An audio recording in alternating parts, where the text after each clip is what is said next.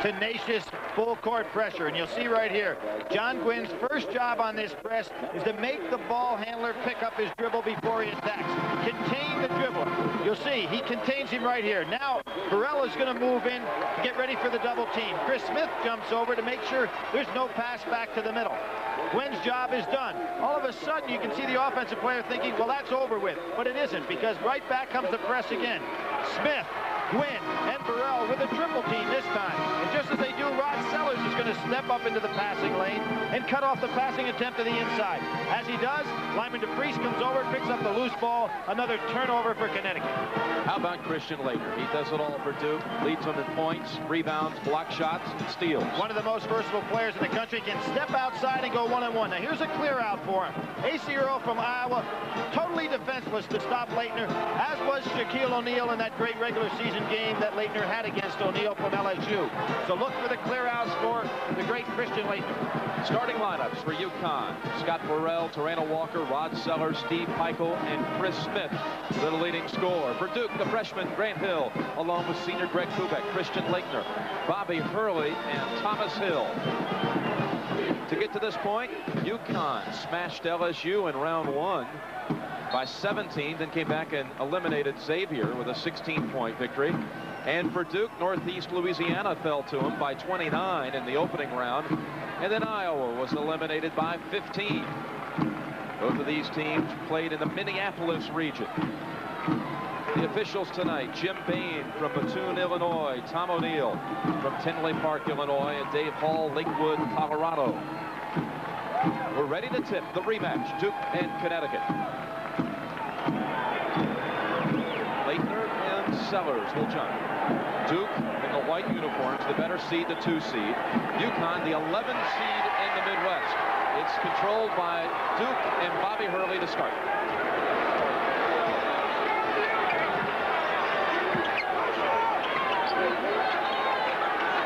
Sellers on Laettner on the inside, playing the low post. Laettner, they get it inside to Laettner right away, left-handed right off the glass. Went right over the top of Sellers. Now, Laettner does not like to play the low post all the time, but certainly can do it effectively. And that 6'11" has a big advantage in there size-wise. Straight man by Duke. Walker driving and scoring for Connecticut. Terreno Walker. Tough shot, gliding to the left and not using the board. Here comes the press. Thomas Hill comes over and helps out. He's double teamed, back over to Hurley. In the corner, Laettner, jumper. Kubek, great offensive rebound, foul on the way up, score it, and a foul. Surprisingly there, Kubek battling what is normally a very tough team on the weak side, Connecticut, for the rebound. Kubek, a senior who has a chance to become, along with teammate Buckley, the first guys ever to play in 4 Final Fours in their career. Can you imagine? Unbelievable, particularly in this day and age. You know, when you've got to win 4 games to get there, the teams are seeded. Kubek makes it 5-2 Duke. Pressure of their own. Grant Hill, who has really picked things up now that he's completely healthy. Hill is on Burrell. Burrell driving, foul outside, called on Grant Hill. Very significant call there in my mind, Jim. And in respect, the first game we saw a lot of hand checking. In this game, and you can see Mike Krzyzewski talking to the official right away, that was a touch call for this early in the game. Sending the message, however, to these teams. Sure, if they're going to call it that way, then you've got to change your philosophy as to how you're guarding people. Peichel stopped his dribble, now looking for help. He gets Rod Sellers, the center, out high. You can't start your offense that far away from the basket, so Peichel does the right thing, moving inside. Three-pointer, push off. Push off called against Terreno Walker. Now they called it on Kubek. Well, the officials signified Kubek, but pointed as if he was going in the other direction, but he called it correctly. Kubek definitely pushed off inside. Now, with Kubek in the lineup, this becomes a relatively small team for Duke. Starting, whereas usually it's been Brian Davis, although they've used numerous starting lineups this year. Here's Walker missing it, following it up. How about Walker with the start here? He's got all 4 of Connecticut's points. Looked like he had glue on his hands the way he picked up that offensive rebound. Now you notice Connecticut is not pressing full court. They dropped it back to about half-court situation. Thomas Hill is open as they swing it around. Three-pointer is good. Jim, when we first saw this guy, Thomas Hill, this year, out at Oklahoma, and he won the MVP, everybody said he's a nice player. As this season has continued to progress, he has become an outstanding player. He's only a sophomore. He's in star category now. Smith driving, then bounce pass to Burrell, puts it up high on the baseline. Rebound by Kubek, who's been very aggressive on the boards early. Hurley finds an open man, Grant Hill, but he'll bring it back out. Hill again, three-pointer. Oh, he really didn't even have that one well seated in his hand on the release. Hurley's a really tough, hard-nosed defender in the backcourt. Caused a lot of trouble for a dribbler. In the lane, knocked away by Thomas Hill. Thomas Hill starts the race now for Duke. Here's Kubek coming in on the wing, short on the layup. Nice job by Peichel on the defense.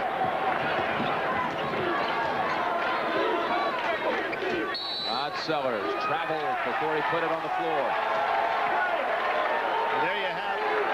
Good job by the officials here. They're getting this game under control right away. Sellers threw the ball back up into Leitner's face, kind of gently. Leitner wanted to push him in the chest a little bit.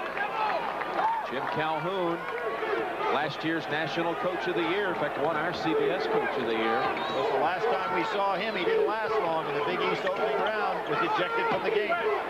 Grant Hill working for the shot. He'll bypass it. Give it to Kubek for a three. Duke has made 3 threes already.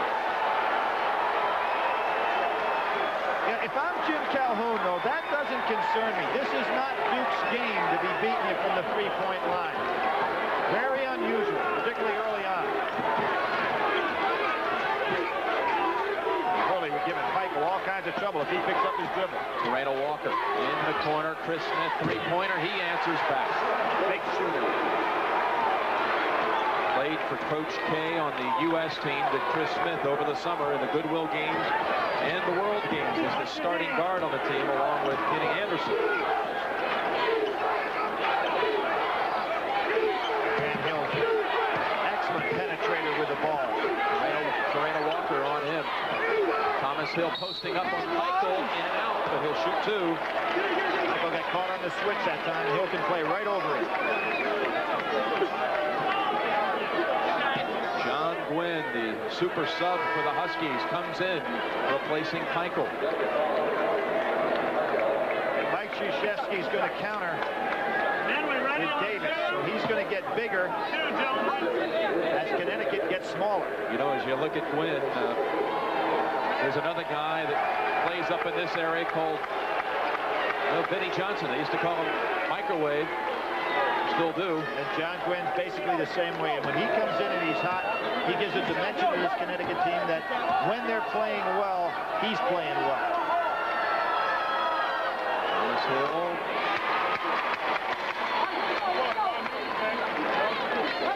Been documented before. He comes from a very athletic family. There's John Gwynn. Thomas Hill's father was an Olympic bronze medalist in 1972 for the United States in the high hurdles. Time out on the floor. 8 points for Thomas Hill. And Duke has the 9-point lead at the start. Jim Nance and Billy Packer. Andrea Joyce is with us as well. The Midwest Regional Semifinal. The winner will play St. John's Sunday for the right to go to the Final Four.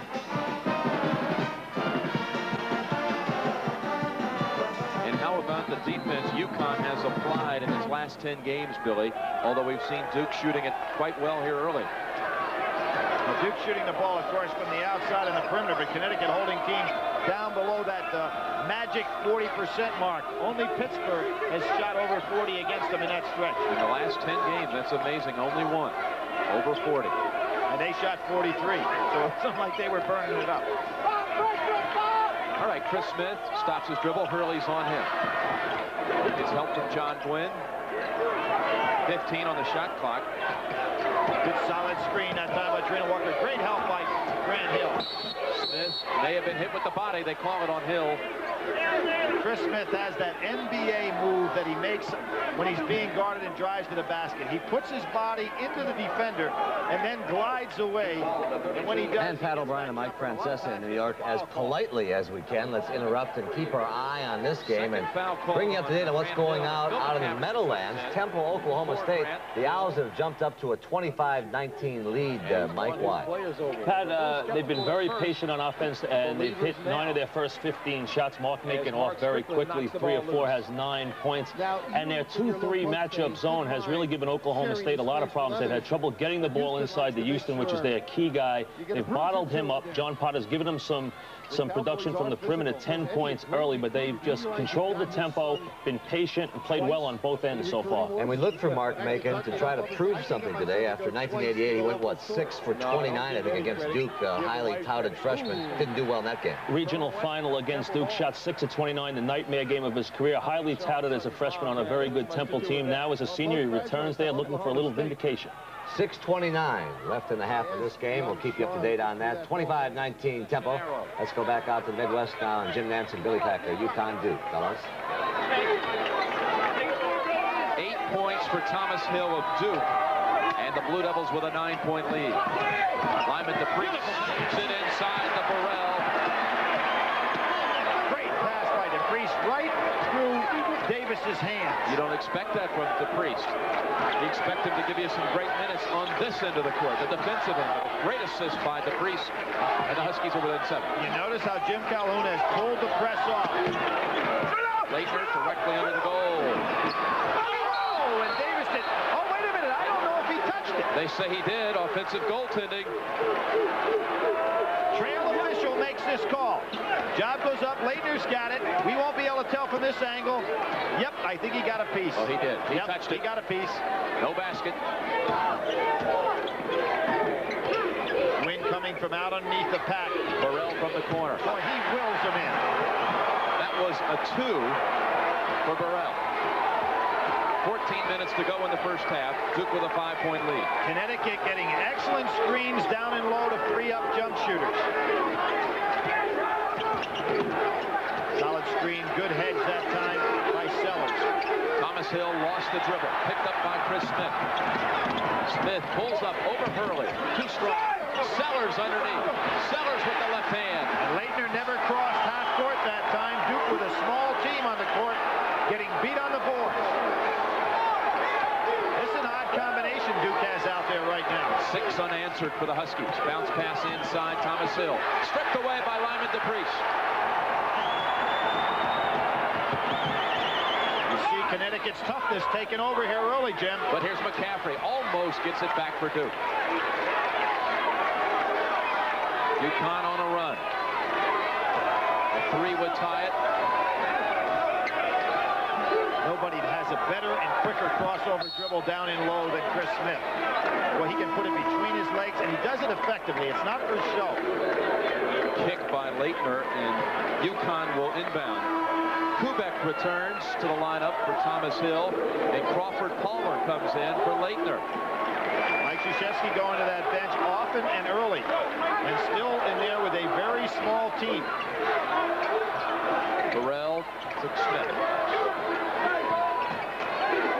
Priest wanted to put the body on Kubek.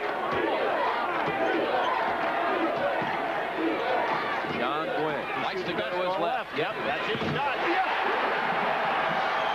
Cuts it to 1. And you notice what Connecticut is not pressing full court even after made shots.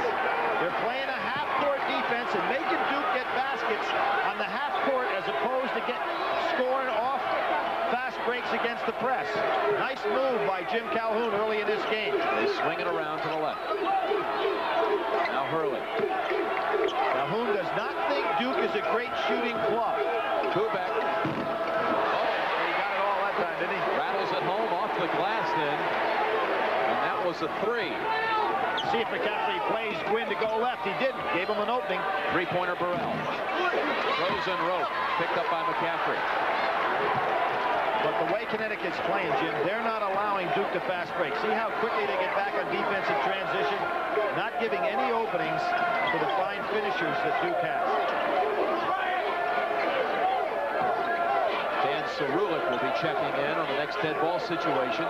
Hurley takes one. How about the three-point shooting for the Blue Devils? Bobby Hurley was looking to hit into the low post. Took that shot as an accident. They are 5 for 6 in three-pointers. And Duke goes zone for the first time in this game. 5 for 6 and 5 in a row. The priest is wide open. Nobody sees him yet. Now Burrell does. Sellers intercepts it. That may have been going to the priest, but Sellers picked it off and scored. Boy, that zone had some holes in it, didn't it, Jim? We had a perfect angle from where we were sitting. The priest was open for about 8 seconds. And now Connecticut goes zone. Kubek, another three-pointer. Stops the streak at 5. Had made 5 threes in a row, the Duke team. Now Quinn going to his left. Gives up to Burrell. To 2. Davis with the forceful rebound. Hurley running the break. Oh, he got it. Oh, a big mistake by Scott Burrell. He actually screened Scott off so that he couldn't get to, Gwynn off so that he couldn't get to Hurley. Oh, a steal by Brian Davis. Good hustle by Scott Burrell because he cut off the passing lane back to Hurley.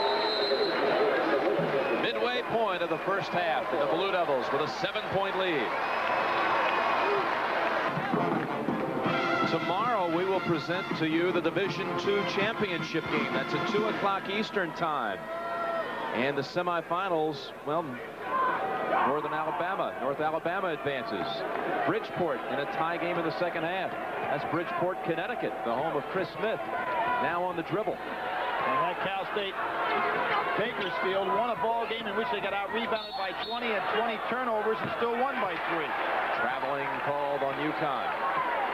As you look at that Bridgeport score, you know there was an NBA player played at Bridgeport, Billy. You got it? You know it? No. Manute Bol. Is that right? Manute Bol. I don't know if he's an NBA player. That's a reach. So a giant reach. There's late Bol. You know, Connecticut has really shut Duke down in half-court offense with exception of one thing, Jim, three-point shots. Davis knocks it out of bounds. So Duke is not really getting any offense going at all in terms of their normal half-court offensive flow. With a little lead there. Burrell to Smith. Waves off Burrow with a little fake. Swings it around and up. 24-19. Connecticut goes back to the zone. 1-3-1. Cerulic in the middle. Jim Calhoun changing his defenses around a lot today. Kubek open for his three, and Caffrey throws it away.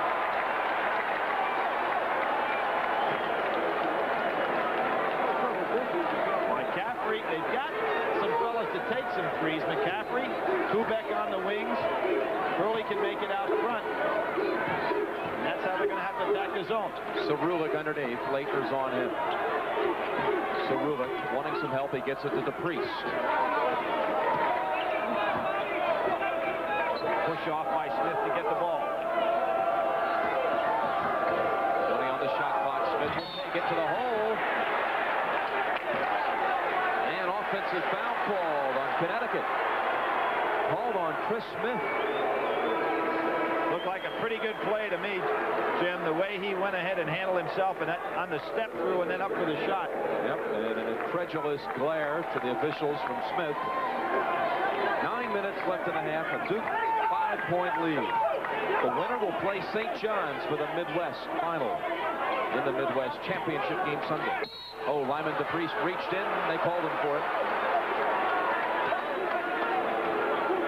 Low-scoring game in which defensive strategy has reigned supreme here by this man, Jim Calhoun. Even though he's behind, he has to be happy with the way his team is stymieing Duke on the half court. Grant Hill to the hole. Good. Scott Burrell, forceful rebound. Here comes UConn on the run. Win survey. Dumps it inside and slapped away. DePriest had it blocked. And Gwynn was on the line. Duke basketball. There's a case where 3 referees is the only way this game can be called. The official was right on the end line to see that play.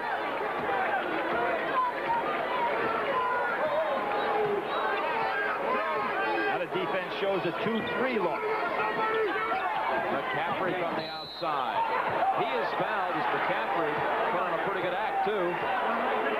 Fouled by Burrell on the jumper. First on Burrell, the 5th on UConn. And Billy McCaffrey will be at the line. By the way, Southeast regional final tomorrow, you'll see. 4:40 Eastern time tip, Arkansas and Kansas in that final. That'll be followed by the West final, UNLV against Seton Hall. How about the run of the Pirates? Late underneath off the inbounds play, and a foul on Cerulic. Jim, against the man-to-man out of bounds, Cerulic got picked. Christian Laettner just took it to the hoop on him. That's a play that'll drive any coach crazy to allow anyone to score a layup on the inbounds pass. Well, it's so tough when you play that man-to-man on the out-of-bounds situation. It's kind of interesting, too, because Calhoun has been playing zone half court, and then they go man-to-man on the inbounds play. Rod Sellers in for Cerulic. And now the UConn killer of a year ago. Laettner makes it a 3-point play. You know, not only did he hit the shot last year, but he was 7 of 8 from the floor in that game, Laettner, and had 23 points. He's got 5 so far in this one.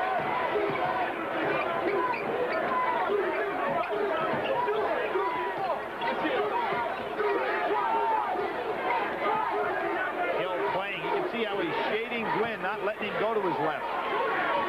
Scouting report for Duke coming in play there. A hold called on Hill, and Billy, that will be 3 now on Grant Hill. Well, you can see, and as I said at the very first call of the game, Jim, hand checking was going to be called in this game. Now, Hill, just a freshman, has got to go ahead and adjust to the officiating.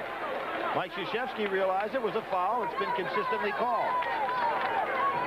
Brian Davis has checked in for Grant Hill. There's a timeout on the court. Duke continues the lead.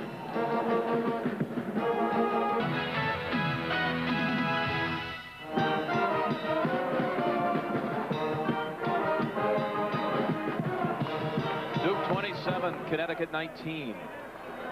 Jim, a very unusual flow to this game. As you can see, you know, Connecticut did not press. That threw Duke off stride a little bit. In the half-court offense, neither team able to score that well. Thomas Hill blocks the shot of Chris Smith. Huskies get it back. Sellers in the lane. Pump fake, left-handed, no good. Nice job by Davis. Hurley fighting for it. Peichel picks it up. And Walker walked. Connecticut really having a hard time scoring in their half court. You've got to figure, with the exception of Chris Smith, nobody that's on the floor right now really generates half court offense by himself. Bounce pass into Laettner, gets away from him. There's DePriest to pick it up. But their offense is their defense. And Smith comes up short on the fadeaway. It was so effective for the Huskies in the first 2 games, scoring off the turnovers. Laettner just crossing half court now, taking a little rest. 7 minutes left in the first half.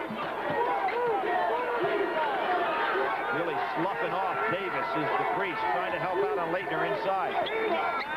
Laettner now posting up on Sellers, gets some help from DePriest, gets the shot off the glass. Wow. Brilliant shot because he was double in, almost triple teamed on the play. 7 for Laettner, 10-point lead. Laettner with the steal at the other end. Hurley could see Davis breaking early, and he wanted to get it to him. Well, there's one where Mike Krzyzewski said, how about the hand check on that play going in the other direction?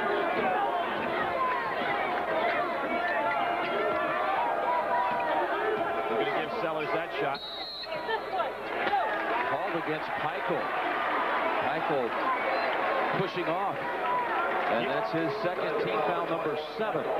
Well, Jim, you can see the frustration coming from Jim Calhoun. He's got to find somebody to score. Peichel only averaging about 2 a game.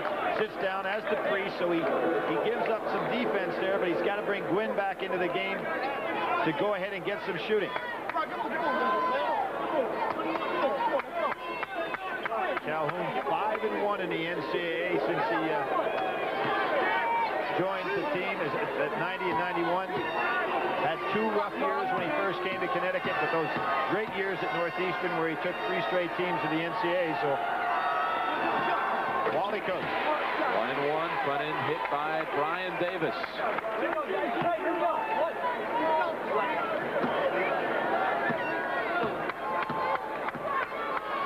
Well, for the audience just joining us, Duke with its largest lead of the night. And that makes it 12 as Brian Davis makes 2 free throws. 31-19 Blue Devils. And if you're Duke, this is the man right here that you've got to slow down now, because he's going to feel the pressure that he's got to put up some shots. Talking about Chris Smith. Good solid screen by Walker and a good help by Kubek. Win. Wow, that kid away from him. They say it was touched off the Duke player. So the Huskies will inbound it. So far in this game, Duke's field goal percentage near 60%. Very strange, Jim, as you pointed out early. 12 games holding teams, all but 1 under 40. 5 out of 7 from three-point land, the Blue Devils. This is UConn on the attack. Scott Burrell with the jumper. Back of the rim. Duke cannot get the break going because Connecticut getting back so well. 3-pointer by Kubek. Offensive rebound by Davis. He goes up with it and draws the foul against Terreno Walker. His first. Team foul number 8. St. John's won earlier tonight, 91-74. As Robert Wardan had a career-high 21 points in the victory for the Redmen. St. John's against either UConn or Duke. And what's interesting about that, they've, of course, played UConn twice during league play, beat UConn on 2 occasions, did St. John's. And last year in the tournament, St. John's and Duke met in the second round. Jim, what is it, 22-4 St. John's against UConn since they joined the Big East? All time, yeah. Yep, amazing. It's funny in that league how certain teams have matched up over the years very well with others. Duke's 8th free throw attempt. And UConn has not been to the line so far in this game. They're on a drought. And again, you got to figure that Chris Smith is feeling he's got to put up some shots here. Look at Crawford Palmer denying Rod Sellers. Now Gwynn. Gwynn being forced to his right all the time. Burrell down the baseline. Here's Smith. This UConn team cannot find an opening. Bounce pass almost stolen away. Terreno Walker and a reach-in called against Crawford Palmer. Pretty good job defensively from the weak side by Duke. A good recovery by Walker. Already tonight, North Carolina, a 26-point win. St. John's by 17. Temple leads at the half by 6. Cerulik returns for Sellers. Sellers had given this team a punch in its first 2 games, but not so far tonight. Well, it's interesting how this team started out this year, 12-1, really on a roll, and then all of a sudden they dropped 6 straight Big East games, but then came back very well at the end of the year. Yeah, to win 6 out of 7, and now 2 straight in the NCAAs. Terreno Walker had one of his best games of his career in last year's game against Duke. And Walker scored 9 in that game. But as we know, this is not a good free throw shooting team, 62%. They go back to their 1-3-1, and Calhoun continually changes defense. Brian Davis gets it out to Hurley. 3-pointer swish. I have never seen Duke shoot this well by so many different people from the 3-point line. 6 out of 9. Hurley has 2 of them. 15-point lead. Walker on the drive. Offensive. Crawford Palmer held his position. He sure did, Jim. Excellent play by Palmer, because had he gone to block this shot, he'd have been in trouble. Look how he established his position, stays right in there very well on Walker, who was too late to pull up. These are 2 very tough mental teams right here. Now you see Jim Calhoun changing defense again, this time picking up a little higher in straight man-to-man.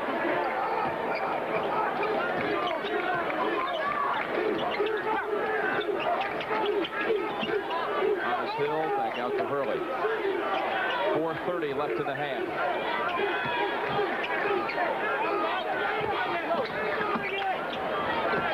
Thomas Hill. And a foul call. score the basket. Second time Sellers has gotten there a little bit too late. A great play by Kubek as he penetrated the seam and dumped on back outside. You can see Kubek right here. The jump stop with the penetration created everybody to go ahead back inside. And then goes the jump shot, and Hill hits again. He's having a big first half.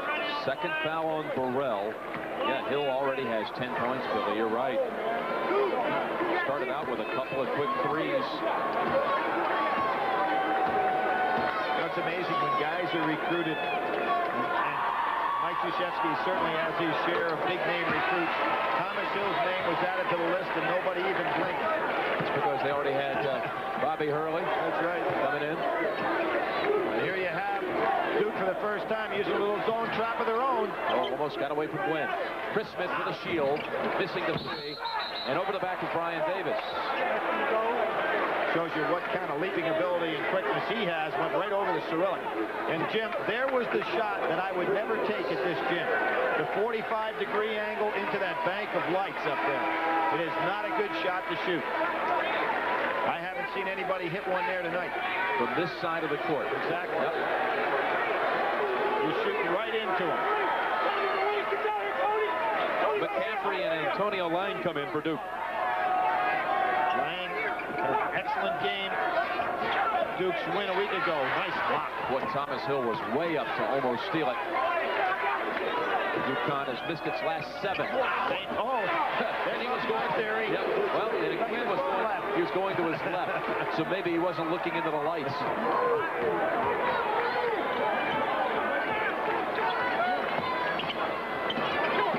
By Hill. Gets it back to Crawford Palmer. Step to the basket. How about that? Crawford Palmer. Just as we saw St. John's get great help off the bench, not by a lot of minutes, but from the standpoint of quality play, so is Duke. 17-point lead for the Blue Devils.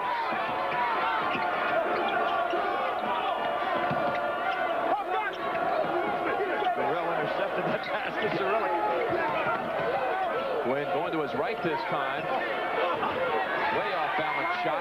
Chance for a fast break here. 3 minutes left in the first half. Duke in control. 17-point advantage. Looking for more. Mike Krzyzewski getting a chance to rest some of his starters here. Antonio Lang, Burrell, and this is offensive against Lang. First on Lang, and the 7th against Duke. Well, Jim, just as we saw down on the other end, Terreno Walker make his commitment to go to the hoop so early and from so far out, as did Lang, and of course that's an easy way to pick up the charge. All right, at Pontiac, Michigan, a timeout on the floor. 2:51 before the half. Duke dominating.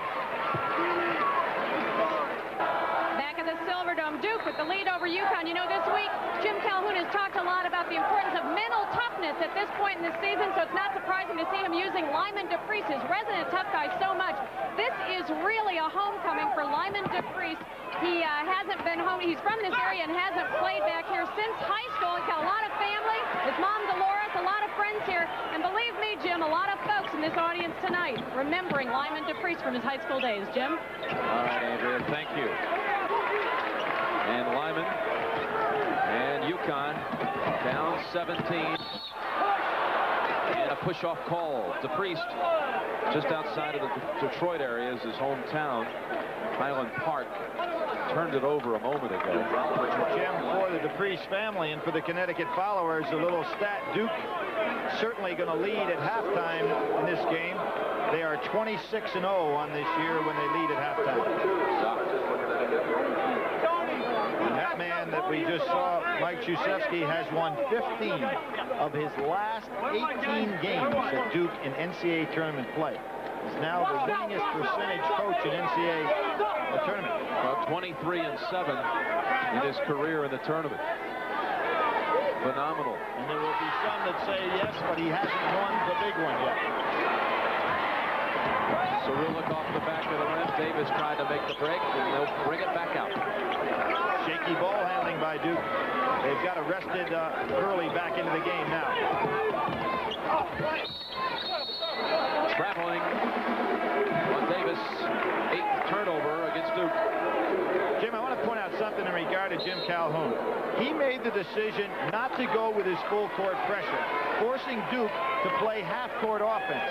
Now, in doing so, I think he was very successful from that theory in regard to stopping Duke from scoring. But what happened is that he is not scoring off his defense, which is normally a major portion of his offense. So he had trouble either way. Rebound! Smith missing again. Sellers. And a tip in by Cerulean. Nice comeback here by Connecticut. 1:40 to go. Mike Krzyzewski wanted to make sure his team maintains this lead. Duke's had a couple of empty trips. Although not many on the night. Using some clock here.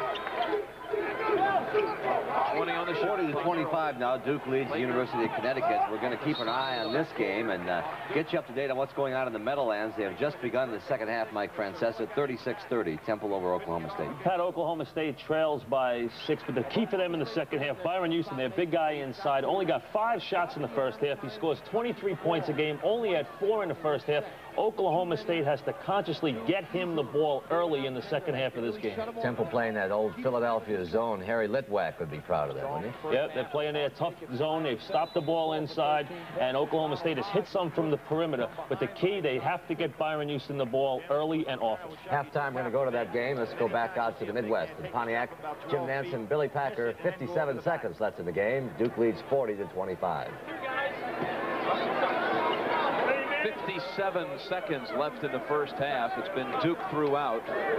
Christian Laettner at the line for the Blue Devils. He's shooting 2. 2 guys, we're 10, 2.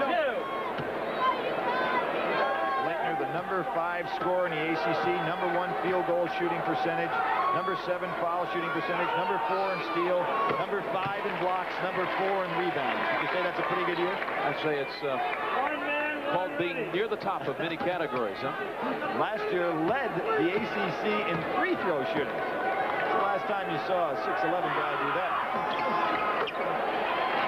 9 points for Laettner. The largest lead was 18 for Duke. It's now at 17. And now Duke with a chance when they get the ball back to hold it. So really quickly on the turnaround, nails it. They hold it for the last shot now. They do not have to put it up, and Mike Krzyzewski off his feet, making that signal that he wants one. Good time now for Connecticut. They really put up the pressure. Quinn went for the steal. Good idea. You know, you might as well go out there. You figure that they're not going to try to get the ball down inside. Duke has all 5 of their players above the foul line. Thomas Hill holding it. Bad place to pick up. All the time. All the time. Burned one with 18.6 seconds before the half. Now, Thomas Hill made that mistake by picking up his dribble. So, 18 seconds left in the half for UConn. They've had no success against the ACC this season. Lost to North Carolina in that Big East ACC Challenge. That was at Chapel Hill. But Jim, they've had some common opponents when you figure, you know, they were 1-2 against Georgetown. And Duke, of course, lost to Georgetown. They've had some others. Boston College, they were 2-0. Duke beat them. They were 1-0. North Carolina, the loss. And, of course, Duke was 2-1 against North Carolina. North Carolina State also played against UConn up at Gamble Pavilion. And beat them. 60-59 in that one. Arkansas and Kansas tomorrow, 4:40 Eastern. And UNLV against Seton Hall. By the way, the last team to beat the Pirates, Billy, you know who it is? The last team to beat the Pirates. Of Seton Hall, the team that's on a roll. Blitzed right through the Big East tournament. Now right into the regional final. North Carolina advanced in the East earlier tonight. Will play the winner of that Oklahoma State Temple game. You're stalling for time. St. John's against Ohio State earlier tonight. A 17-point smashing of the 1 seed by St. John's. Waiting for the winner of this one. Seton Hall's last loss was to Connecticut. All right. It was on February the 27th. How about Vegas's last loss in the NCAA? Last loss was to Cal Santa. No, it was last year to New Mexico. No. In the NCAA. Oh, in the NCAA. Wait, I didn't answer the other questions. How about Seton Hall? 1989 West Regional Final. How about UNLV's last loss? Last loss. thought that's what you were asking me. Wasn't it Cal Santa Barbara? Yeah, I'll take that one.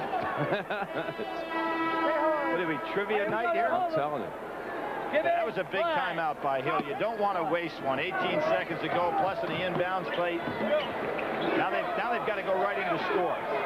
Right from the backcourt. Hurley. Smith jumped down on him. Hurley now on the drive. In the Hill, 4-footer. From the final, on the follow, in the final 3 seconds of the half. Smith will just launch it.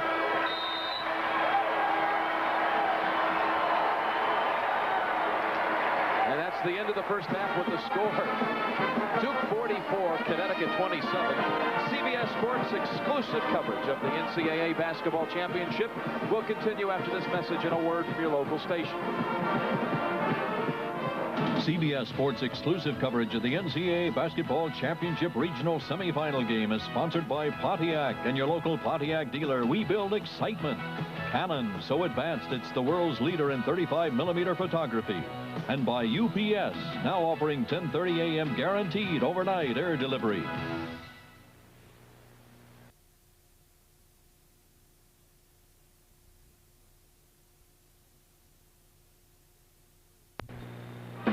Thomas Hill and Greg Kubek each have 11 points.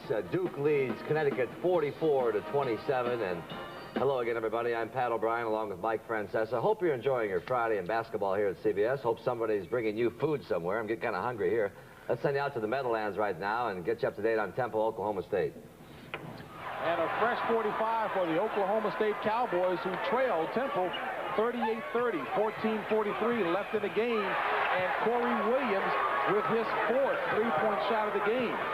Curry Kirkpatrick, Bill Raftery, and James Brown joining you courtside here at the Meadowlands for Game 2 of this East Regional Semifinal between Temple and Oklahoma State. And Corey Williams, known as the Terminator, twice now has let Macon have the basketball. Rowan Alexander had done a nice job. Mark Macon on the drive, left-handed hook in out. And on the swipe, Byron Houston, James. Smacking Mark Strickland. And Temple shooting higher than normal for the season, only 43% on the season. And OSU Corey Williams comes off the bench and has been hitting them from three-point range. Mark Macon, 13 points, 3 steals, no free throws yet for the Cowboys. Oklahoma State's struggling. They haven't found an offense to run against this matchup zone. It's forced Williams to make outside jumpers. They're not getting anything inside. Houston and Pittman unavailable on most trips, so they're going to have to screen the wing people a little bit and settle for the jump shot. And from Temple's viewpoint, Billy, that really has been the story of the first half, is that matchup zone defensive changes. And what he does is he controls the game from that end of the floor. Then they get Mark Macon involved and usually end up with decent shots on the offense. So they get you both ways. Macon was 5 of 7 from the floor in the first half. He's 5 of 10 so far, but still far better than the 6 for 29 he shot here as a freshman 3 years ago. The team lost to Duke. Temple, of course, that year was ranked #1. Nice. Houston. And Houston having difficulty finding the range as Mark Macon will be picks up the foul. His second. Take a look at Chaney looking on. Johnny Pittman. Probably glad he's not going to the free throw line. Johnny Pittman only a 27% free throw shooter. Well, you get that for showing up. He doesn't enjoy it. But right now, they've done a nice job, that strip, Oklahoma State, finding a hole. You've got to mix it up. You've got to show different sets.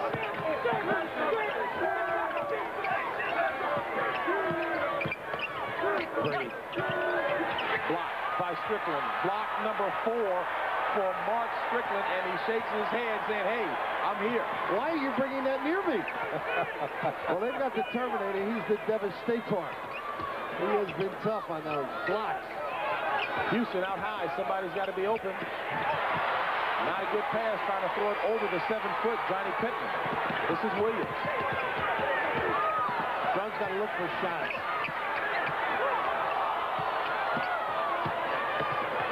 Houston, foul. Misses the shot. And he'll take a trip to the free throw line. Mark Strickland with the foul for the Temple Owls. That's his second personal.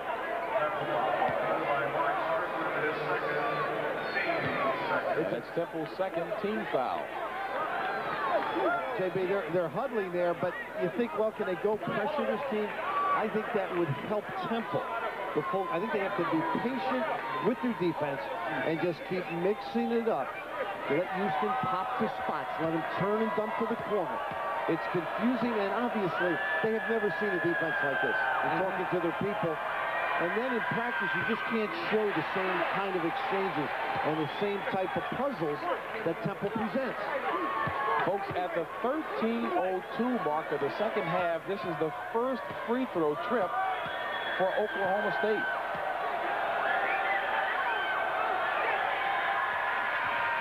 And Houston drops in 1 of 2. Byron Houston with only 5 points, and he averages 23 on the season. And JB, I know you weren't inferring that was the referees because of the fouls. It's the long jump shots. The zone is not fouling. Oh, hey, I think the refs are doing a good job. Yeah. Kilgore.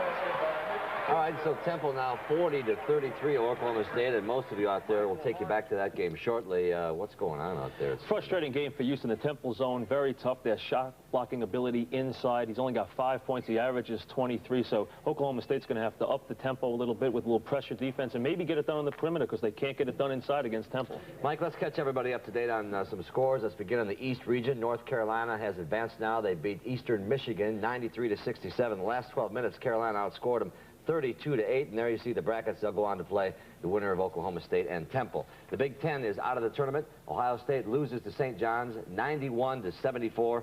Robert Wardan had 21 points. That's a career high. There's the bracket there. St. John's, they'll play the winner of Connecticut and Duke. In men's Division II action now, North Alabama beat Virginia Union 97-76.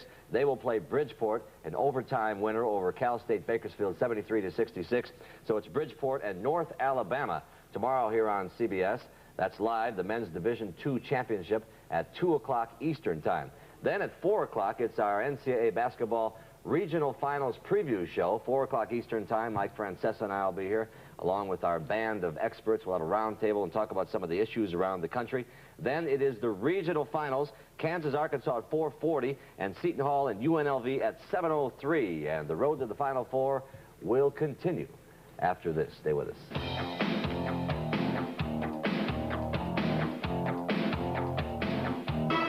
Greg Kubek and Thomas Hill with 11 points each.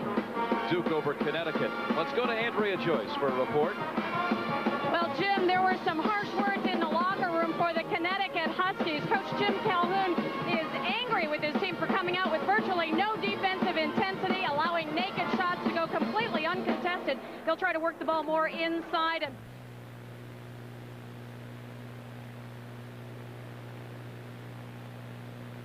Coverage of the NCAA Basketball Championship Regional Semifinal game is sponsored by today's Chevrolet, who invite you to see why more people are winning with the heartbeat of America. ITT Corporation, building people's dreams. And by Old Milwaukee and Old Milwaukee Light, it doesn't get any better than this. From the Silverdome in Pontiac, Michigan, Jim Nance and Billy Packer along with Andrea Joyce trying to find out the opponent for St. John's for the Midwest Final on Sunday. Duke leading over Connecticut 44-27 at halftime. And Billy, we know UConn is not that efficient shooting the basketball. How in the world will they be able to come back from 17 down? Jim, I think we have a tough coach's decision right here, as was in the first game for Randy Ayers. The key for Connecticut all year long has been using their press to create their offense. They didn't want to take that chance because they thought Duke could beat it. Now they've got to go back to what got them here, I think, and that is go back to the press and take the chance that maybe they can turn Duke over a few times. Almost stole it away from Hurley, who was 3 for 3 in the first half from the floor. Hurley. That's significant because in last year's game against UConn, Hurley was 0 for 9 from the field. And has not been shooting well so far in the tournament again, but he's been controlling their offense nicely. Kubek traveled. Came to a jump stop, but then shuffled his feet. And you see UConn's first two opponents, 33% from the floor. Duke's going at 58% tonight. More trips to the free throw line. 75% from three-point land for the Blue Devils. And more points off turnovers. Chris Smith Smith, 2 for 10 in the first half. Draws the foul on Thomas Hill.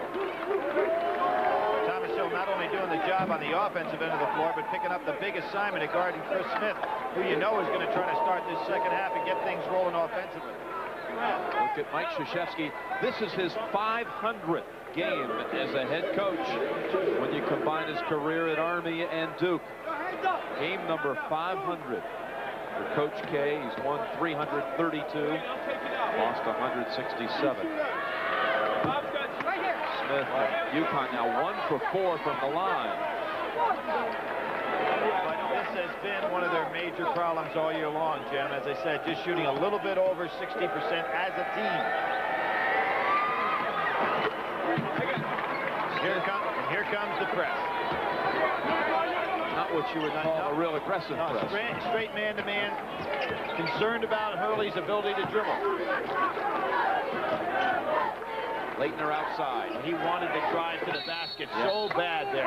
Wanted to lure Sellers, and they are able to draw the foul. Leitner on Sellers. Sellers second and the first of the second half on the Huskies. And there was a case where Leitner had the one-on-one move, but there wasn't a clear out quick enough to give him a lane. Hurley will inbound. Grant Hill did not score on that first half. Pass by Hurley. Leitner, great assist.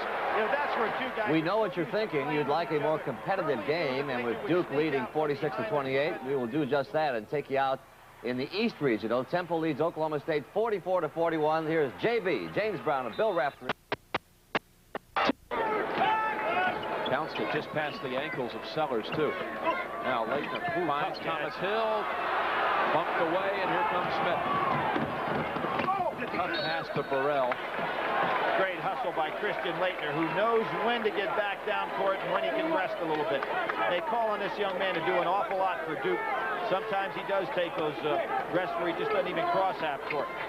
Boy, the Priest and Hill using body on body inside. Double team on Chris Smith. Foul called on Kubek. That was second. A break for Thomas Hill that time. The call could have been made against him as well. Mike Krzyzewski using Davis on the bench as his defensive stopper, as Jim Calhoun has Gwynn on the bench, hopefully to bring some offense when he comes in there.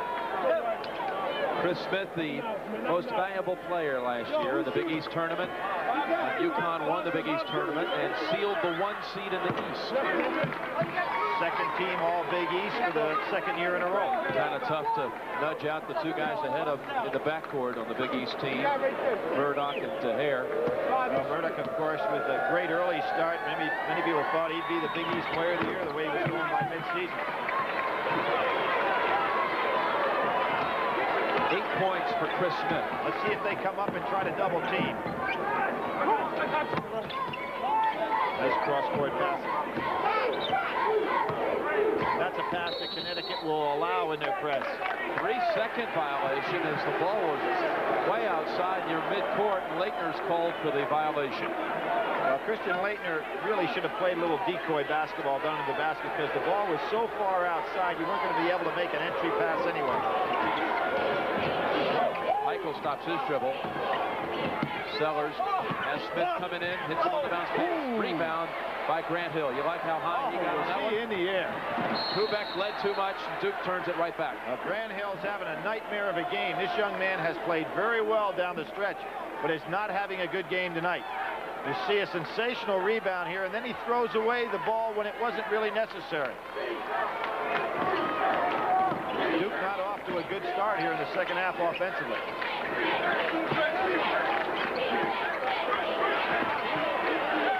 To Priest.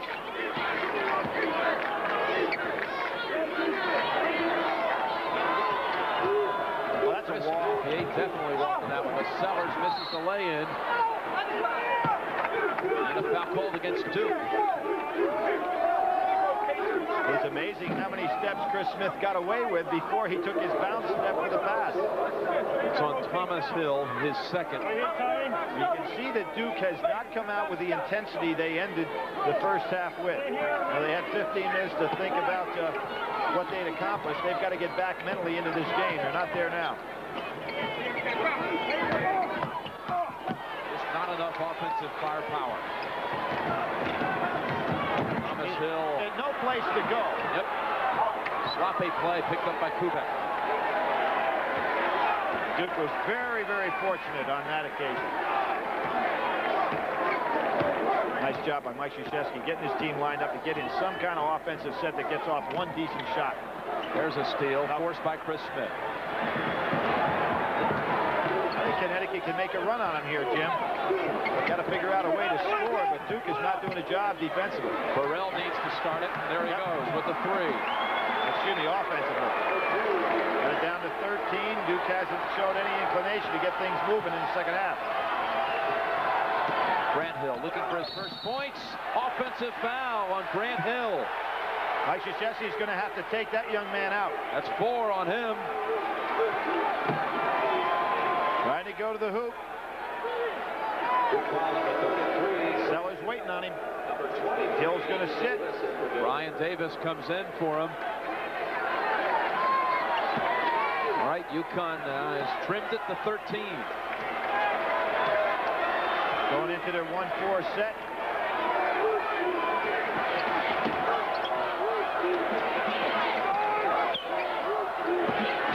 The crease too strong for Sellers and a little bit high too. Jim, really not necessary to make that play right now. You're making a comeback. You really have to be careful with the ball. 4 minutes deep into the second half. Duke has attempted one shot, one official shot from the floor, and the Blue Devils have turned it over 6 times. Gone into a low double box here. Hurley takes advantage of Smith slipping. Heichel on the rebound. Oh, and Hurley looked back. The priest walked. Was wide open. Now Hurley, upset with himself, looked back down court, and DePriest just took off for an easy layup. Took off without the dribble. Yep.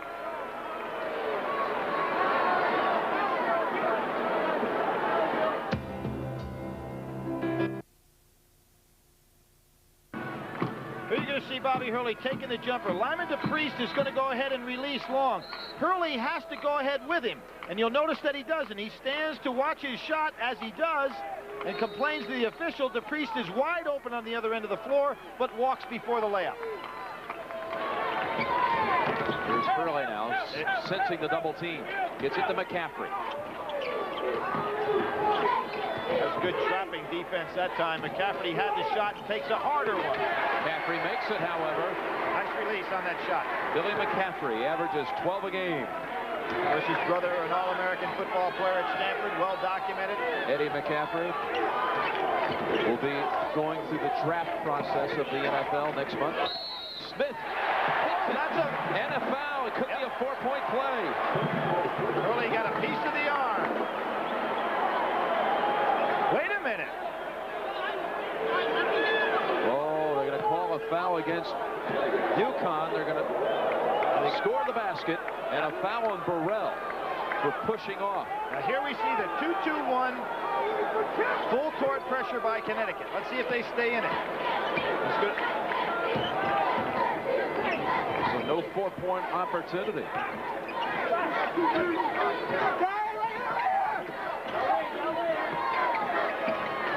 Leighton's got to come to the ball. He's biding his time. Kubek will take it. 3-pointer for Kubek. What a game he's having. 14 for Kubek.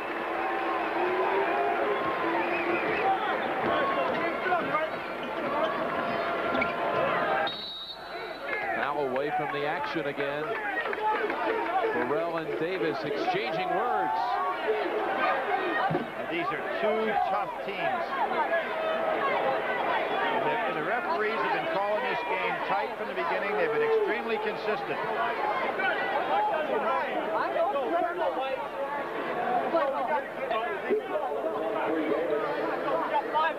At the Silverdome, Pontiac, Michigan. Duke led by 17 at the half. The lead is now 15. Greg Kubek has scored 14 tonight for the Blue Devils. Just had a foul a moment ago on Brian Davis of Duke, his second. Here's an open man, Burrell underneath. Oh, what a shot. Great back screen by Connecticut. Connecticut. Sellers on the follow. Excellent back screen play by Connecticut to get everything open on the inside. That's the first on Laettner. It's amazing, too, as active as he is, and as much as he has to play as their only true big man, not to get in foul trouble. Crowd of over 30,000 on hand tonight at the Silverdome. St. John's is already advanced here for the Midwest final on Sunday. We'll play the winner of this game. Rod Sellers now at the line and had a double-double in that game against LSU. Here you see some of the key figures in this game, especially the second column down. 3-point field goals. Duke is 7 out of 10. Sellers had a big game against Shaquille O'Neal, who still had his points and rebounds, but Sellers added 13 and 10 and then had 18 points against Xavier. Here's Laettner wide open. Foul on Sellers. Pretty hard to stop that entry pass down along the baseline to a guy like Laettner, who's coming over to meet it so well. The St. John's final was 91-74. Great game out of Robert Wardan today, and also Jason Buchanan. Jim, when we think of Christian Laettner, we think about him in the NCAA tournament. Of course, he's played well regular season too throughout his career, but 24-9 in that great Eastern final against Georgetown as a freshman. Then he was the East Regional, actually MVP last year. 24 against UCLA, 23 against Connecticut. So he has come to the front in NCAA tournament play. Well, you win your first game like Louis Carnesecca did, then you go in, you handle a press conference, and you come back out and do a little quick scouting. Please get that sweater dry cleaned. Louis had it on the whole time. And Duke goes to his zone. They've been fouling a little bit, want to change things up. Michael, who rarely shoots, missing the jumper. Davis pushed him to the floor. No call. From the baseline, McCaffrey gets 2 players to commit. That would go over to Laettner. Bad pass, but great hands by Laettner. Laettner now posting up on Sellers. A little too much traffic down there. And a foul called on Michael. Right. This goes to show you, as a player, how you have to adjust to officiating. These officials are calling hand checking the minute you put your hand on somebody. You saw the good evidence of it again right there as Hurley made his move. John Gwynn comes in for Coach Calhoun, replacing Steve Peichel. Peichel just cannot put any points on the board. He's been very good distributing the ball, but they need somebody to score. Laettner was looking for a cutter. Now Laettner playing. If they double team McCaffrey, and Laettner scores. 15 for him. Looks like Billy McCaffrey's getting a lot of confidence back, Jim. You know, he really saddled with an injury that should have slowed him down. Now he's picking things up. Ankle sprain after a sensational start to the year. Quinn going to the left as he likes it, off the glass. You can count it when he can get motor into his left. It's like my broadcast partner. I like it going left. And now 1-3-1 zone by Connecticut. Laettner saying, I want to rest. Going to use some clock, let Christian Laettner rest.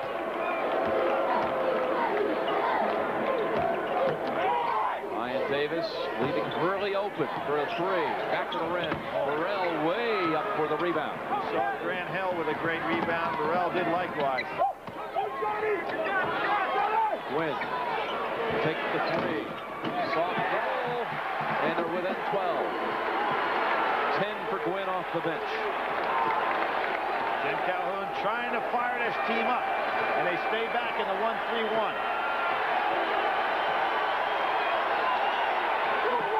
Davis, jumper. Laettner, no foul called. Sellers was on his back, and it's off Laettner's hands. Now McCaffrey wide open on the side that time, and Davis when he made his drive. Let's see the next time down the floor if they don't try to hit him. Looks like Christian Laettner needs a blow. Crawford Palmer going to come in for him. This is the time for Connecticut to make their run.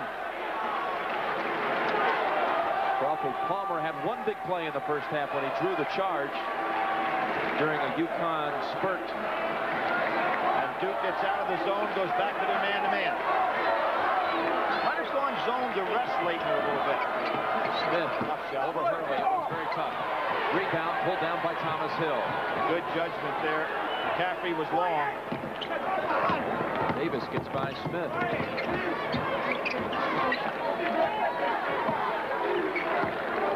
Now Burrell is on Hurley. Back man to man. Now Hurley have a tough job here because even if he beats him, Burrell can block him from the behind. Not sure Palmer was ready for that, but Davis alertly picks it up. A smart play by Hurley. He knew Burrell was coming from behind. If he'd gone up with his jump shot, Burrell could have taken him.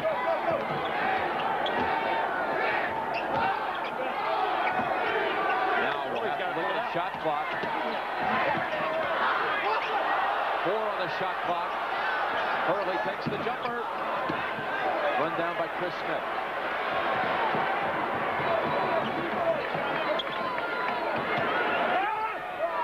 When committed, had nowhere to go. They went right, Jim. Ball was kicked. It'll be Connecticut's basketball when we return. 11:27 left in this game. Back here at the Pontiac Silverdome, where Duke leads Connecticut by 12. I'm standing with one of the stars of the first game, St. John's, Robert, or Dan, I'm sorry. I'm thinking about your poor sister. Tell me a little bit about what's going on this weekend. You get to come back and play on Sunday, but it's messing up your social life. That's all right. My sister's getting married tomorrow, on Saturday, actually, Saturday morning. And I'm not going to be able to be there, and I hope she understands. Now, you were supposed to stand up for the wedding. Who is going to fit into your tux? Oh, I don't know. I think my parents might have canceled the tux already. All right, I think she'll forgive you this time around. Back to you guys. All right, Andrea, this game has been now tightened up by the Huskies. John Gwynn with a 3, and it's a single-digit lead for the Blue Devils. 9-point lead. Jim, that goes back deep into the first half when Connecticut was as close as 9. Leitner back in, trying to get position inside. Good job by Sellers. Duke had led twice in this game by 18. Thomas Hill, baseline. Just as he started the game. Silky, smooth jumper.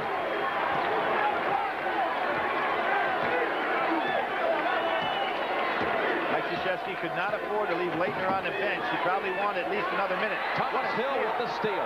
Gets it over to McCaffrey on a save as well. Gwynn just pushed McCaffrey to the floor, no call. Isn't that amazing that a little hand check is called a foul and a big push is completely overlooked. Good hustle by Gwynn. We'll see it here. Steal by Hill. Saves the ball, gets it to McCaffrey. And look at this. Look at all the contact here. And there's a complete push off. No call made. I thought that ball might have been out of bounds off McCaffrey, so they made up for the call. Gave it to Duke. Temple in Oklahoma tight. Offensive. Davis trying to go one dribble too many. Second time he's done it in the half.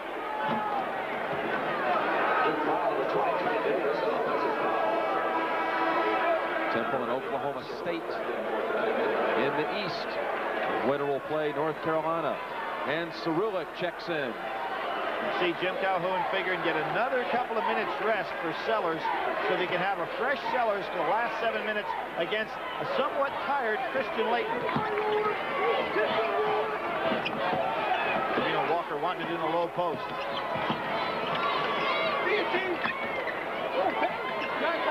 Smith. Tough job here with Hill on him. Finds the seam to get it to Gwynn. It's brought right down. What a block by Leitner. Possession arrow belongs to the Huskies. You can see Gwynn gets so far inside. I think he was originally looking for the pass. Nothing else to do but try to hang.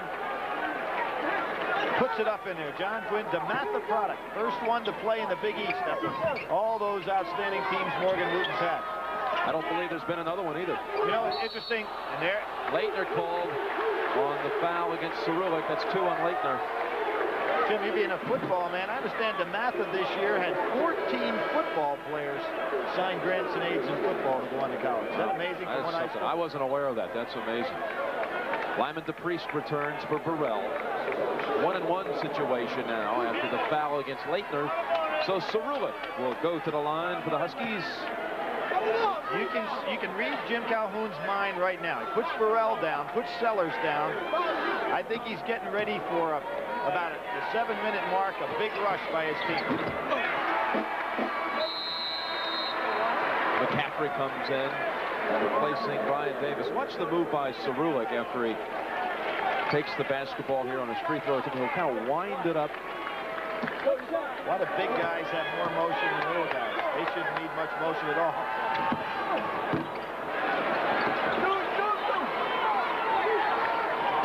10-point Duke lead, 9:30 remaining. Connecticut stays man-to-man. Cyrillic on Leitner, just trying to make him work hard for these couple of minutes he's in there. Walker came over to help out on the post-up. Now, by Kubek. Grant Hill has not shown up tonight, but this young man has. A senior who has really proven that he wants to get back to that Final Four. This is about the finest game he has played, maybe in his career at Duke. He's had higher scoring games, but he's right on up there today in regard to his overall performance. Good rebounding, excellent defense, good decisions on the pass. He has 16 points. His career high was in the ACC final when Duke was demolished by Carolina. Kubek had 21 in the losing cause. Now he can add to his total here.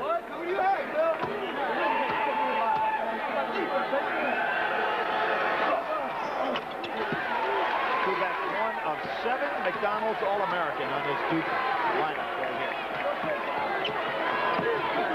Amazing, isn't it?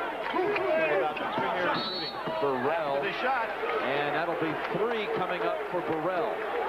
Foul called against Thomas Hill. No, they're going to call it after the shot, I believe. So it will not be in the act of shooting.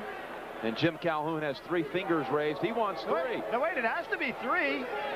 I think the referee's confused right here. He was going to call it after the shot, which would have been a 1-and-1. Now it's got to be 3. It's got to be 3. He was going to call it after the shot. Jim Calhoun talked him into the fact saying it was part of the shot. And since he missed it, it's a 3-point foul opportunity. Official was confused.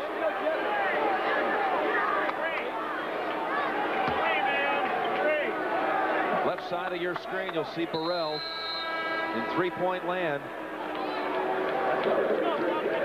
It's certainly the foul, in my estimation, what took place after the shot. I don't think he should be shooting any of them. Well, they would have been in a bonus in a 1-and-1. Exactly. You had a 1-and-1 opportunity.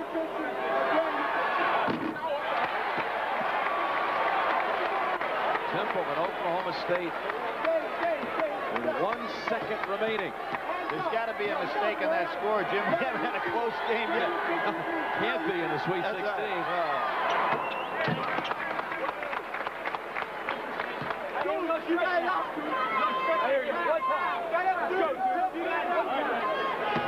lot of talking on the line.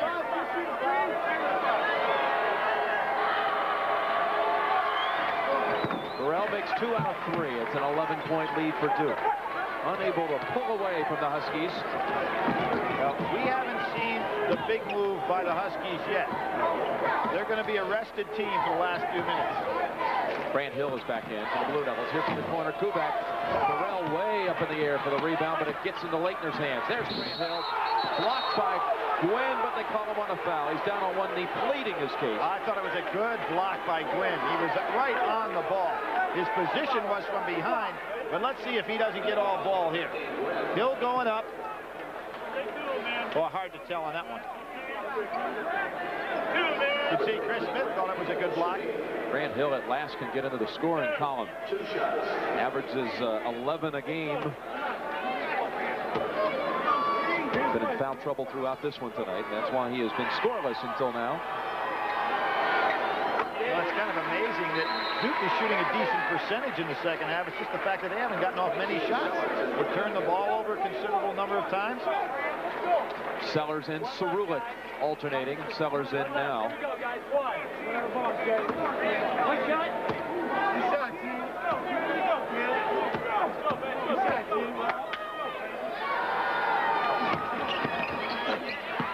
Grant Hill with his first 2.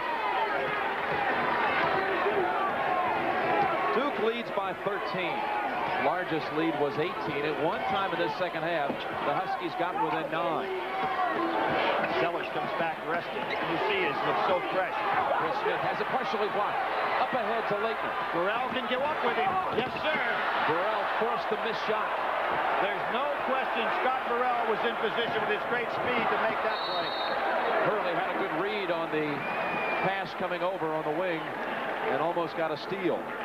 We have seen Burrell do some extraordinary things with his quickness and leaping ability. And he was ready to take on anything Leitner had, even though Leitner had a lead on it. Crawford Palmer in for Leitner. Notice what Mike Krzyzewski did right there. I think a brilliant substitution. Leitner just had to make a long run, kind of thing that will exhaust the big man. He takes him out and sits him down right now. Temple and Oklahoma State in overtime in the East. There's Gwynn, three-point try. A foul called. Kubek's having a huge night. Jim Nance along with Billy Packer from the Silver Dome in Pontiac, Michigan. Andrea Joyce is with us as well. The winner will play St. John's in the Midwest Final. Duke came out and nailed 5 3-pointers in a row at the start of this game. Well, 5 straight 3 attempts. And they have led throughout. And there's the bracket from the Midwest. Kubek at the line to shoot a 1-and-1. He has 17 points and 5 rebounds. Got the start in the first round game against Northeast Louisiana after his career high in that ACC final. Lost to Carolina. Now, Kubek has had some of his biggest games in losses at Duke. Duke 16 for 17 from the foul line. They have only attempted 11 field goals here in the second half. Because of 8 turnovers, they haven't really been able to get it going. Look at that gash he's got on his eyes. We saw Jim Jackson with a cut in the first game tonight. 1 of 2 for Kubek, 14-point edge. Kubek on Sellers. They might be able to get something down low. Sellers fighting for position. Quinn won't wait for him. Sellers. Now it's Cerulek instead. They're taking a look at Kubek's eye. Yeah, he's really got a gash there. When you're having the kind of night he's having, he probably doesn't even know that it's bleeding. He really has a cut. The timeout on the floor with 7:48 remaining.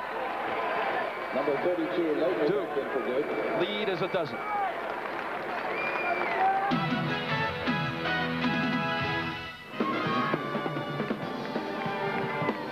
Take a look now at a replay as Rick Kubek has that eye injury. Rod Sellers fighting for position with him.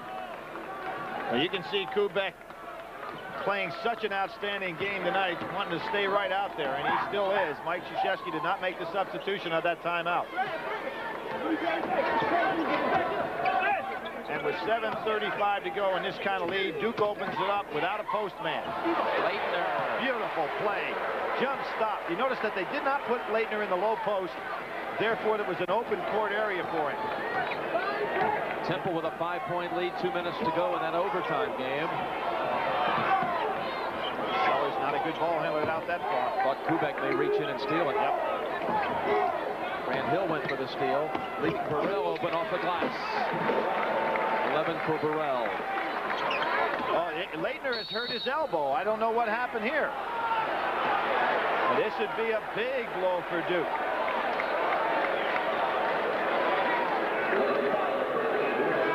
Foul called on the play on John Gwynn, and Leitner trying to stretch out that right arm. Now, you know, if he's got that right arm hurt,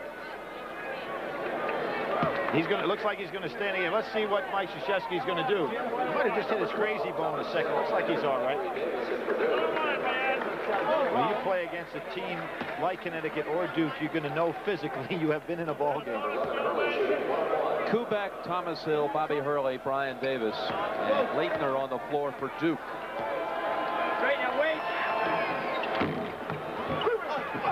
Hurley not a real good free throw shooter, but a man's going to have his hands on the ball a lot as this game winds down. Under 7 minutes. Smith.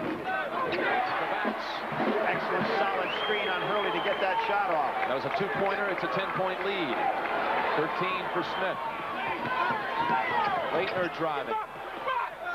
Oh, great first step by Leitner. Davis got to put it back up to get fouled. Davis and Burrell are so close to exchanging blows. They have a couple of times had verbal confrontations. I saw an elbow about to be released. Memory of Stacey Augman, Todd Day. Yep, you can just feel it. Yep, brewing. Well, how about Todd Day with a big game yesterday? Arkansas really on a roll now. Sellers now with 4. That was tough. There were so many players involved in that skirmish, and Sellers, unfortunately, the one picked up the foul. 2 shots for Davis. Vocal leader, perhaps, of this team. I think one good thing about Duke is they have a lot of leaders. Well, and not the kind of guy that's going to back down to anybody, particularly on the defensive end of the floor. He's still mouthing off with Gwynn a little bit. Short. Oh, right. Thought that ball was coming short. Good follow through. See if they set another solid screen on Hurley. Gwynn with Thomas Hill on him. Burrell drive. Oh, if it goes! Boy, that'd have been some shot. Foul is called on Thomas Hill. Jim, we all know about Burrell's story of being the outstanding baseball pitcher that he is and the competitor that he is on the floor. Reminds me of another great basketball player who became one of the all-time great pitchers, is Bob Gibson. And he seems to have that same type of attitude. If he can pitch at all, you know that his temperament's going to be something on the mound. Thomas Hill with 4. Grant Hill comes in now with 4 fouls. And Burrell will be checking in with the Toronto Blue Jays around May the 20th, after the spring semester is over. Played for St. Catharines of Ontario last year and probably will start out in A-ball at the same spot. Just a 59% free throw shooter.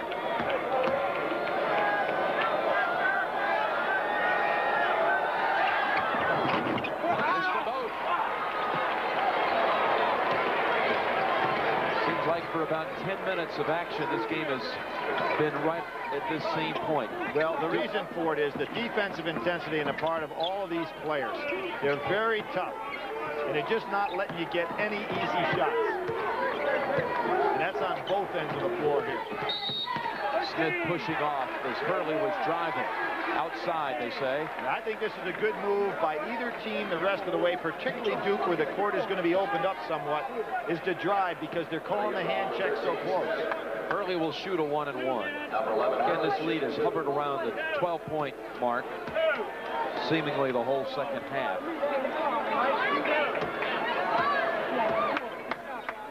Now they say Hurley shooting 2. That was the 10th foul. 10th foul, right. I thought we had it for 9 at first. Michael back in. Here's a guy talk about offensive punch and amazing stories. The last time Steve Heichel scored in double figures, Billy, was the last game of his freshman year. It was in the Big East tournament against Boston College. And not only did he score double figures, he scored 27. He hasn't had a double-figure game since. Change of priorities. Well, plus that shoulder injury.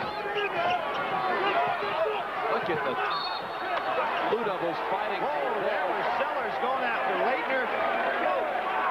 Good job by Grant Hill. Pull him up. Here's a good job by Leitner. He just surrounded him completely. Now Sellers going to go on to the pile-up, and he goes right down on Leitner's face and then gives him some more. Boy, he's had a couple of shots at the face. How does an official not see that? There were 2 shots to the head of Leitner. Bad job there. No call either. It was a tie-up situation, and the arrow belonged to Duke. Leitner paid for that jump ball situation. Who's handling the ball? Grant Hill on Burrell. Now nobody on Hurley. DePriest can't handle Hurley. He ought to just keep it and drive on him. Good move by Bobby Hurley. Blew right by him. Oh, what a block. Sellers and DePriest combining. Gwynn wants the 3. McCaffrey may have got a hand on it. position. 2 bodies down. Grant Hill may be hurt. Whoa, did he go down with Burrell. This game is really getting rough now. We have tremendous competitors on the part of both sides, but the officials better get this one under control. This was away from the action. Oh, you can see it, just an undercut. Hill goes down, hits right on his spine. Burrell takes a shot as well. Hit it right on his tailbone. Yep. Mike Krzyzewski. Grant Hill's going to come out as a young man. Got popped in the nose this year. Missed some games. Had a hip pointer. Missed some games. And now comes down hard on his back. Michael returns for UConn. Jim, if you're Duke, you got to think a little bit now, starting to use this clock some. You're into the 2-shot foul situation. Burrell with a 3 off the back of the rim. No place to go. McCaffrey hit it back. Leitner called for it, and he got it. And now Hurley seems like he's limping out there right now. These teams are getting sore. Duke just using the clock. Look at who's the point man out here playing guard now. Christian Leighton. Such a good ball handler. It's amazing. They didn't call hand checking. Well, they do call it, Billy, on Sellers. Sellers, you got to give him a T. There it is. Excellent call by the official. About time. About time. Now, this is going to be a tough break for Connecticut, but it's about time that was called.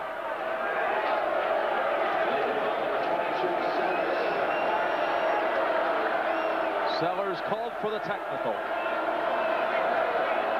Somewhat frustrated having to go out that far from the basket to guard Christian Leitner.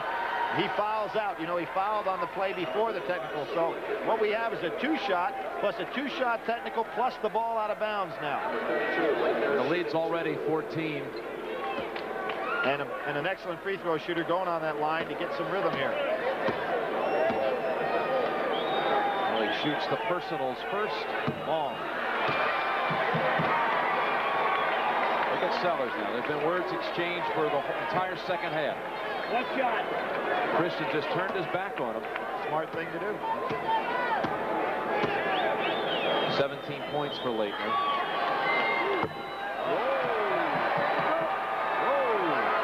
McCaffrey says, step aside, big fella. I'll shoot the technical. Now, it would have been interesting if he had made the 2 and had a nice rhythm going. I wonder if Mike Krzyzewski would have let him on the line as opposed to bringing McCaffrey. I would have. Yeah. Oh, there's this. 3 in a row by guys that shoot over 84%. This one's got to be good. Can I go back to my light theory? Yeah, right.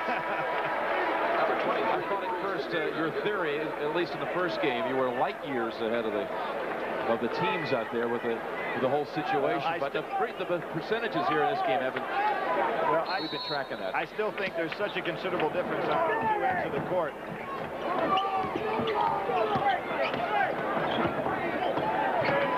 Spreading it out. Temple about to knock out the 3 seed in the East. Rulick all over Leitner. Nice job by Bobby Hurley to come back to that ball. At 10 seconds, they'll want it in Hurley's hands. 20 on the shot clock now. 4:30 in the game. And a steal by the Priest. Picked up by Burrell.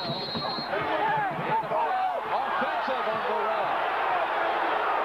Wow, that was some play to get underneath him. I thought Burrell had it made. I don't think position was established.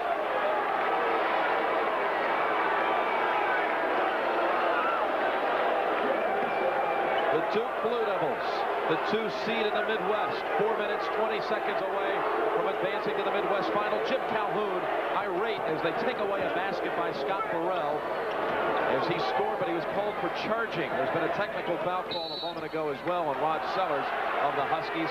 Here's a foul on Burrell, and he'll foul out with that one, Billy. And Jim Calhoun has got to take it easy right now. He's in the position to pick up another technical foul on Connecticut.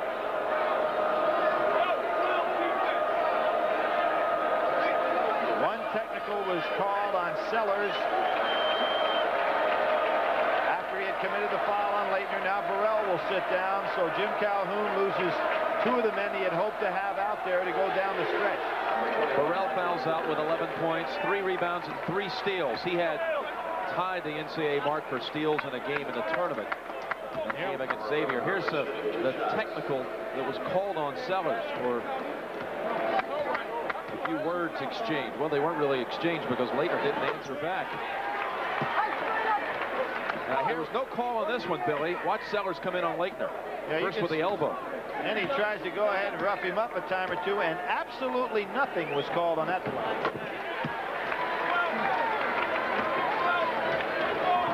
Duke putting themselves in a solid position here now. Up 17, they go to the zone.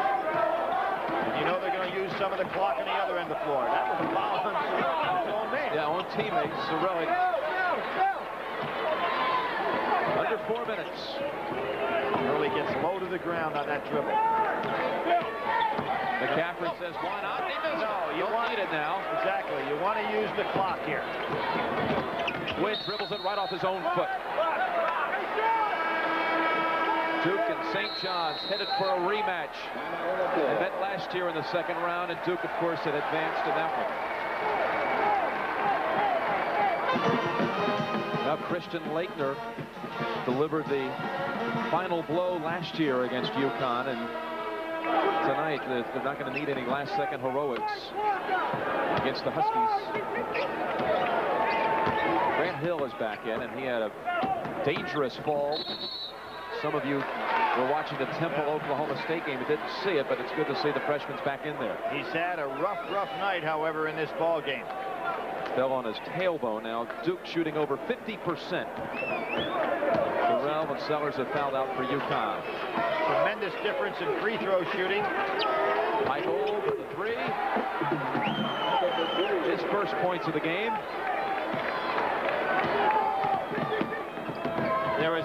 Gwynn was waiting for somebody to come up and help him double team, but nobody did. Nice reverse dribble by Hurley. Cyrillic fouling 3, 4, 5 times, and none of them called. Look at Leitner. Christian Leitner is going to be a handful for Cyrillic out there at the top of the key. And Cyrillic saying, hey, let me try some moves. Second big rebound Hill has captured tonight. Leitner and Robert Werdan headed for a matchup on Sunday. Werdan coming off a career best effort tonight, leading St. John's past Ohio State. There will be some interesting matchups because what do you do with Billy Singleton as far as Duke is concerned? Low post power player. Be awful strong for a guy like Kubek to try to handle.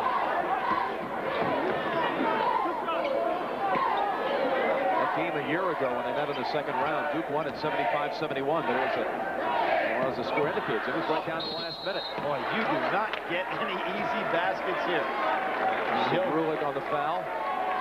There's Sellers fouled out, sitting next to Burrell, who has fouled out. That was actually called on Terreno Walker, his third.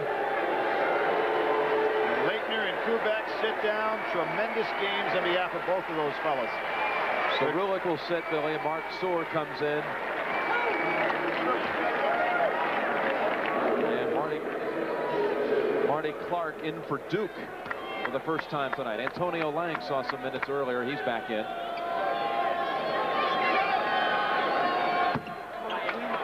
Just not Grant Hill's night. It really wasn't. The other thing interesting that, you know, with the one day, and I look around, Jim, at the teams that have advanced, the one day to get ready for a team now in the NCAA tournament. Seton Hall, one day to get ready for Vegas and the various things that they do. It'll be very interesting to see P.J. Carlesimo's practice. Of course, we're not allowed to, but it'll be interesting to watch his practice to see what he's planning on doing in the matchup situation with Vegas. Some blocked by Grant Hill, and as it was getting away from him, he tried to bat it over to Hurley. Well, Mike Krzyzewski merely looks to the ceiling, wondering what's going on. I'm looking it over at Mike right now. He doesn't want to smile, but he's shaking his head, saying, "What in the world is the young man doing tonight?" Because he's been playing so well of late. 3 points and 4 turnovers for Hill tonight. And Gwynn fades to his left and hits the 3. Jim Calhoun was going to call timeout and figured it doesn't make a lot of sense.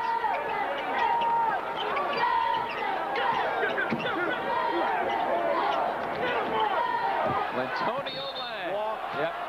Never had it. Now the coverage tomorrow for the tournament. The Road to the Final Four show will start it off at 4 Eastern, followed by Kansas and Arkansas. There's a situation, too. You start talking about matchup situations there. Arkansas wanting to run the full 40 minutes. Kansas wanting to play that half court with that great patient offense they've got. Michael over to Gwynn.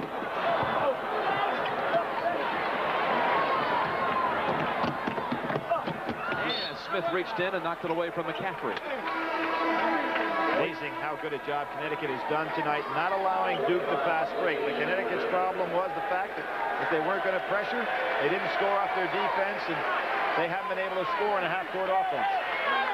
Little hug from Coach K for Hurley, and Clay Buckley, the senior, has come in, senior co-counter. Baseliner goes in for McCaffrey. Good decision there by Lang not to go ahead and touch that ball on the rim. Michael.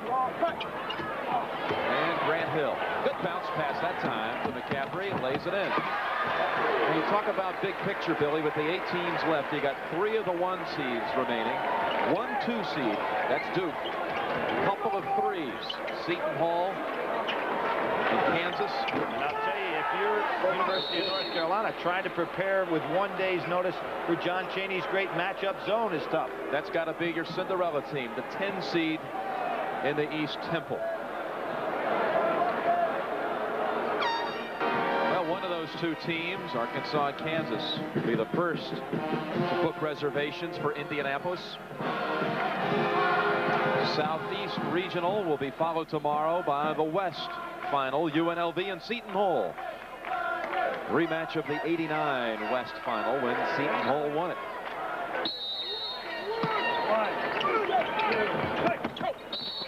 They foul Buckley. In a little different circumstances now, however, with what Seton Hall has in front of them facing Vegas. Yes, but when is Vegas the Vegas we saw all season play with such pride? And I would certainly agree with that. Yep, they haven't been there in the tournament so far. That defensive intensity is not what we have seen throughout the year from them.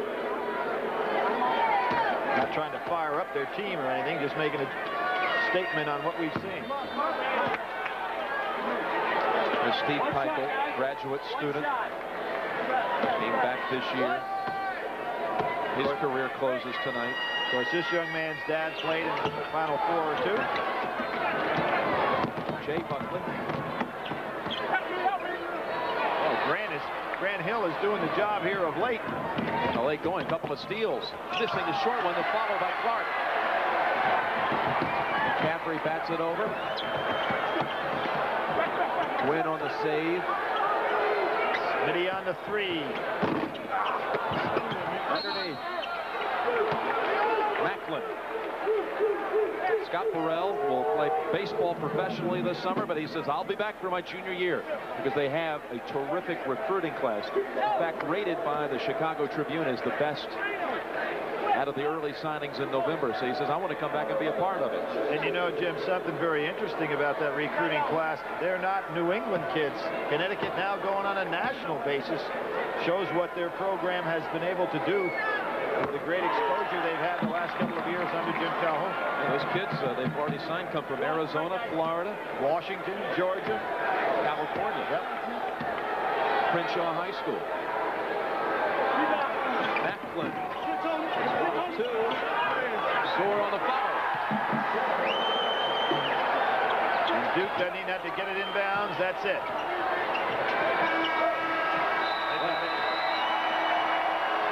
Duke all the way in this one. By the way, in the Sweet 16, now I know what they mean by the Sweet 16. The 8 games, the average margin of victory was 16. Oh, very nice. I like it. Two close ones. Seton Hall in Arizona, Oklahoma State and Temple. It's St. John's and Duke Sunday for the Midwest Regional Championship and the right to go to the Final Four. Duke 1 game away from 4 straight and 5 out of 6. The Chevrolet players of the game, John Gwynn for UConn and Greg Kubek for Duke. The check in the amount of $1,000 will be donated to each school's general scholarship fund. Billy, I'll see you on Sunday. Right now, let's send it back to Pat O'Brien and Mike Francesa. All right, so Greg Kubek plays the game of his career. He wants to go, again, to the Final Four badly, Mike Francesa. What's your overall picture now? We're in the Elite Eight. Elite Eight, you have 2 Big East, 2 ACC, a Big 8, an SWC, an Atlantic 10, and 1 very big West, UNLV. Very big West. Let's keep the basketball coming at you with another wave of action tomorrow afternoon. We'll start your sports viewing day at 2 o'clock Eastern Time with the NCAA Men's Division II Basketball Championship. North Alabama